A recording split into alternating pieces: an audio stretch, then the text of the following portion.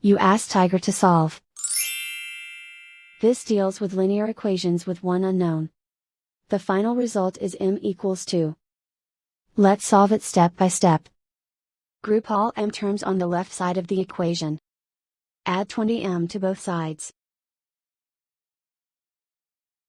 Group like terms. Simplify the arithmetic. Group like terms. Simplify the arithmetic. Group all constants on the right side of the equation. Subtract 6 from both sides.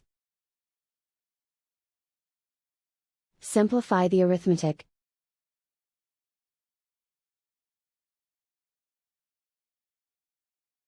Isolate the m. Divide both sides by 8. Simplify the fraction. Find the greatest common factor of the numerator and denominator.